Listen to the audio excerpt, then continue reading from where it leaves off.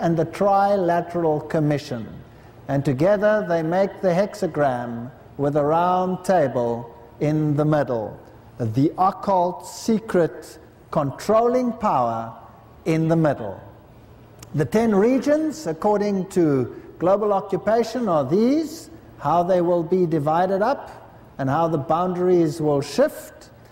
And you'll have 1 and you have 2 and all of these. Some of them have changed slightly, they've modified them slightly. So these are the main regions. And the economies of each one is going to become dependent on the economy of the other. And we will have to see a redistribution of wealth as was practiced in communist countries. In other words, they took away and redistributed according as they saw fit. The same will happen in every single country on the world, in this world. That's why they're going to move hordes and hordes of poorer people around richer areas, and then, like in the French Revolution, you're going to have a repeat of what happened before. The 10 horns you saw are 10 kings. Now they even call them 10 kings, who have not yet received a kingdom, but who for 1 hour will receive authority as kings along with the beast. So this is the final new world order that was set up as a consequence. If you thought Russia was not in, you now see that it was in. In fact, the entire military power of Russia was funded by money from the West, including your country. It's a puppet system set up for the purpose. If you look at communist China, they're all Masons, every single one, and we'll be dealing with this as we go along. The kings, along with the beast, they have one purpose. They will give their power and authority to the beast. They will make war against the Lamb, but the Lamb will overcome them, so their final effort will be to destroy finally all those who pay allegiance to the Lamb. The organization is the United Nations, Foreign Relations, Bilderberger, Gorbachev Foundation, and they found the World Constitution and Parliament Association, which has pulled together the draft constitution for the world government, all in place already. Officially it is known as a Constitution for the Federation of Earth. This comes from Gary Carr, En route to global occupation. Gorbachev Foundation, where does it have its seat? In New York. 1995 conference sponsored by the foundation. The State of the World Forum towards a new civilization was held at the Fairmont Hotel and the Masonic Auditorium in San Francisco. A conference document speaks of a new world civilization, and they write, "We are experiencing the birth of the first global civilization, an historic, timely, global initiative." The whole world will come together. All the murders by Stalin, the whole game with all the so-called tyrants, Tito and you name them, Ceausescu, whatever they were all Masonic rulers. And all of them are so-called bad cops. They're removed, but nobody knows where they are. They say Ceausescu is dead. They have a little video of somebody going bang bang and that's it. And the others, nobody can ever find them. What about Kabila and all of those in Africa? Dead. Who announces it? Someone else. Where is the body? They don't know. It's gone. Somebody took it, stole it, whatever. It's very interesting how they work. When they set up their rulers, how do they make them heroes? You first make them terrorists and then you make them rulers. Very interesting. For example, in Europe, there was France totally controlled by Germany, and then they set up a terrorist organization, and the head of the terrorist organization is Charles de Gaulle. And they make him the Scarlet Pimpernel. Here a bit, there a bit, blow up this, blow up that, da-da-da, da-da-da, da-da-da. And at the end, he's the hero, he's the next president, he's one of them. If you take it in the Middle East, it's exactly the same thing. You set up a terrorist organization, the head of it, you make him Yasser Arafat, and Yasser Arafat does his thing, blow up this, da-da-da, da-da-da. In the end, you make another nation, you make him the ruler. Same in Africa. You set up a terrorist organization, you make the head terrorist the hero, Nelson Mandela, and then at the end of it, you reinstate him in power, and they're all Masons. They're playing a game. The ones who put him in jail, they are Masons. The ones who released him, they are Masons. And the ones who rule finally, they are Masons. Why do they do this?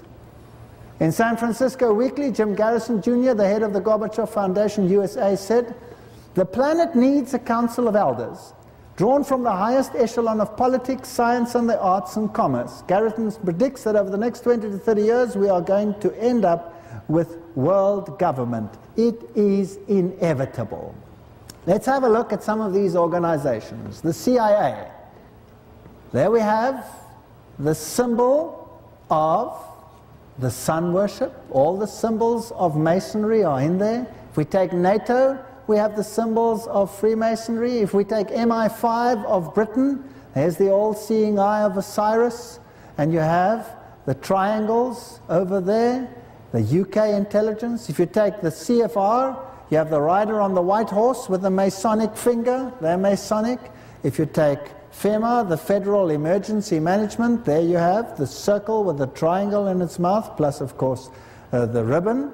If you take the Navy, you have the shining one sitting on, of course, the anchor, symbol of Freemasonry as well, but the shining one is who? It's the Phoenix, symbol of Lucifer. Every single one of these organizations has Luciferian symbols. They're Masonic.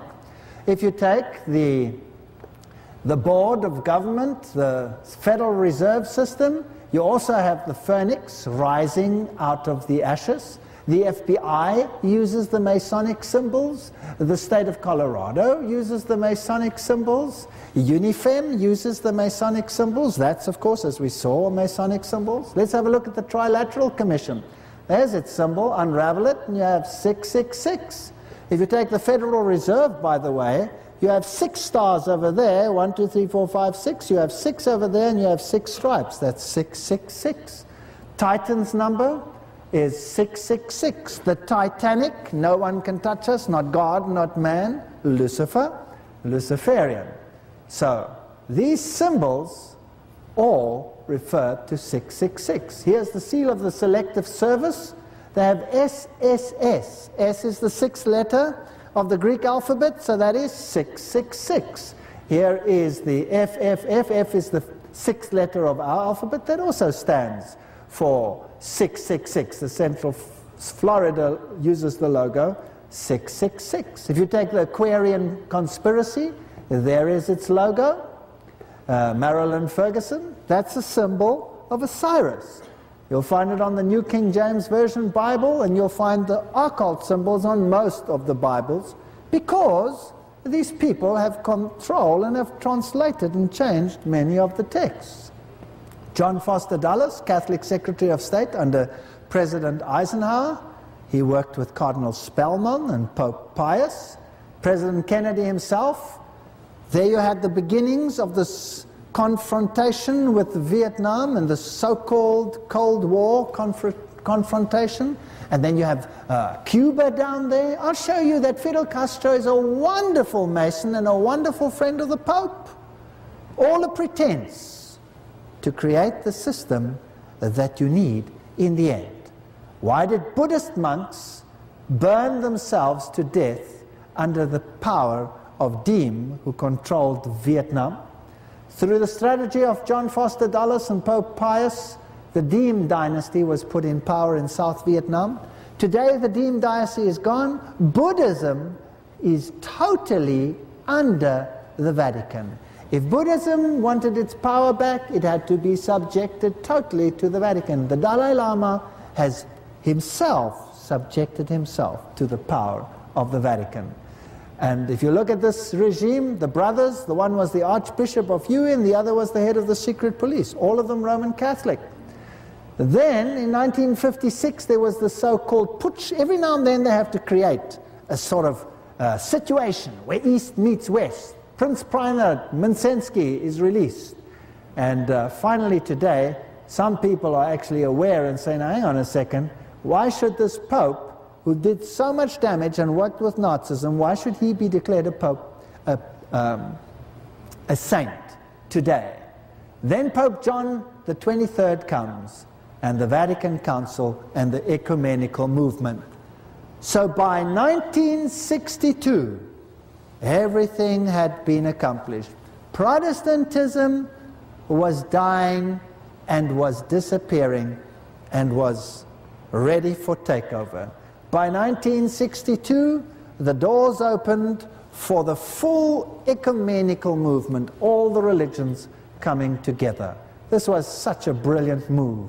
And today, you have in place, through the Vatican II signing of the Council documents, every single plan that was set to bring about this union. Even some of the Catholics walked out, like these two, Lefebvre and some of them.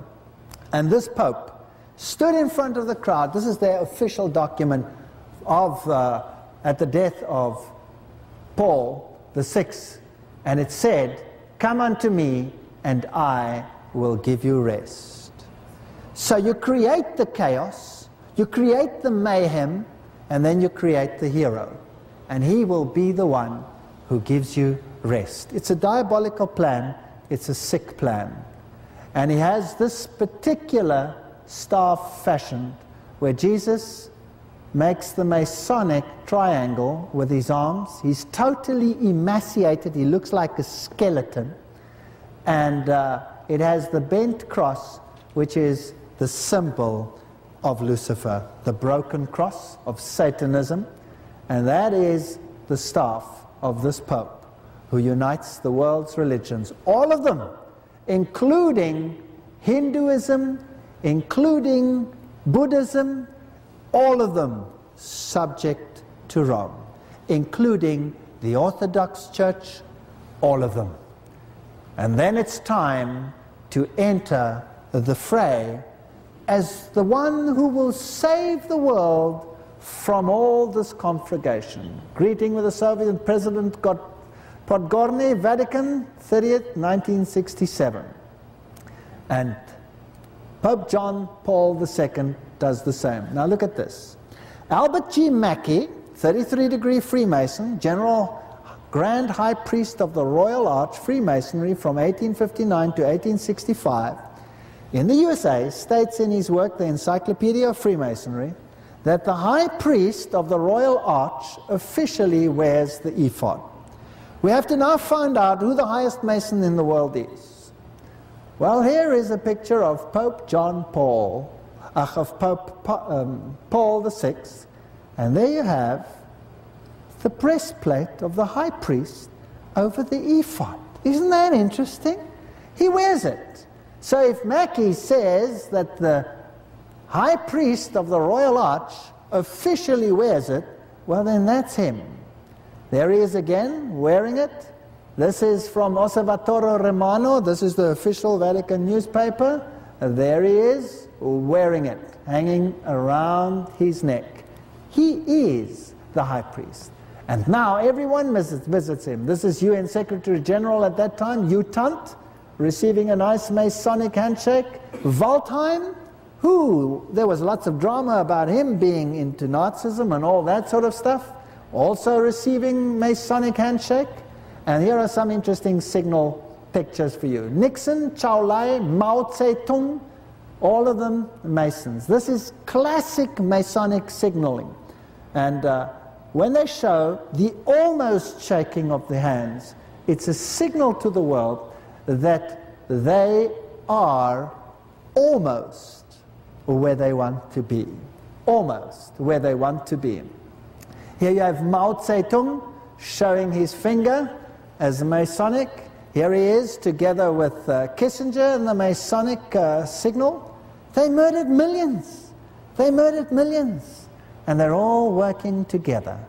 Here you have Nixon with the Pope. And there you have a nice Masonic handshake with Kissinger. Another one with the President of Mexico. And here is Genscher with a Masonic signal. Here is Strauss and Kissinger with a Masonic signal. All the leaders of Europe are Masonic.